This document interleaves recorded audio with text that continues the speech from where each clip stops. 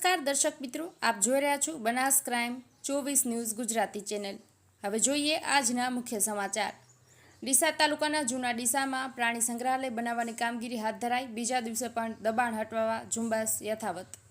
ડીસા તાલુકાના જૂના ડીસા ખાતે 300 કરોડના ખર્ચે મંજૂર થયેલા પ્રાણી સંગ્રહાલયની સરકારી જમીનનો કબજો ખુલ્લો કરવા ડીસા મામલતદારની ઉપસ્થિતિમાં સતત બીજા દિવસે પણ દબાણ ઝુંબેશ ચાલુ કરવામાં આવ્યું હતું। તાજેતરમાં રાજ્ય સરકાર દ્વારા જૂના ડીસા ખાતે સર્વે નંબર 24માં પ્રાણી સંગ્રહાલય અને સફારી પાર્કના કામે ફાળવેલ જમીન પર ખેતી વિષયક તથા બિન ખેતી વિષયક દબાણ દૂર કરી ફાળવામાં આવેલ જમીન પ્રાણી સંગ્રહાલયના હેતુ કબજે લેવા માટે અને રહેણાંક તેમજ ખેતી વિષયક જમીન ખુલ્લી કરવાની કાર્યવાહી ડીસા મામલતદાર ગ્રામ્યની ટીમ દ્વારા હાથ ધરવામાં આવી હતી, જેમાં નાયબ કલેક્ટર નેહાબેન પંચાલના માર્ગદર્શન હેઠળ તાલુકા મામલતદાર વિપુલ બારોટ, નાયબ મામલતદાર સંજનાબેન પઢિયાર સહિતની ટીમે દબાણ ખુલ્લું કરાવવા માટે કાર્યવાહી હાથ ધરી હતી। દબાણદારોને અગાઉ સ્વૈચ્છિક દબાણ ખુલ્લું કરવા માટે વહીવટદાર તંત્ર દ્વારા નોટિસ પણ આપવામાં આવી હતી। એમ છતાં દબાણ ખુલ્લું ન કરતા આજરોજ પોલીસ બંદોબસ્ત સાથે દબાણ હટાવવાની કામગીરી હાથ ધરવામાં આવી હતી।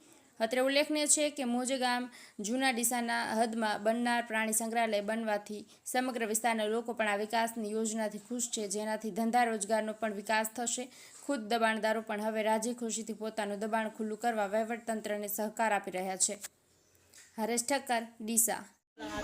જૂના ડીસાની અંદર સરકારી સર્વે નંબર 24ની અંદર જે પ્રાણી સંગ્રહાલયની અંદર જે જમીન ફાળવણી કરવામાં આવેલ છે કલેક્ટર સાહેબ મારફતે, એની અંદર પ્રાથમિક દ્રષ્ટિએ બધા દબાણો દૂર કરવા માટેની કાર્યવાહી કરવાની ચાલુ કરી દીધી છે।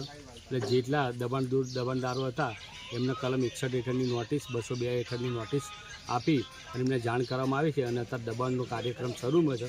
એટલે અત્યારે હાલ ખેતીના અને ખેતીની અંદર બિન ખેતીના જે ધારો કે દબાણો કર્યા હોય એના દબાણોની કાર્યવાહી હાલ પૂરતી ચાલુમાં છે। સાહેબ, રહેણાંક વિસ્તારોનો શું પ્રશ્ન છે? રહેણાંક વિસ્તારોની હવે એમની નોટિસો આપી અને એમને નોટિસોની સુનાવણી રાખી અને પછી એમનો પણ નિકાલ કરવામાં આવશે। સાહેબ, રહેણાંક વિસ્તારોને નોટિસો કેટલા ટાઈમમાં આપવામાં હવે ટૂંક સમય આ નિકાલ થાય એટલે એની ટૂંક સમયમાં એમની નોટિસો આપી દઈશું।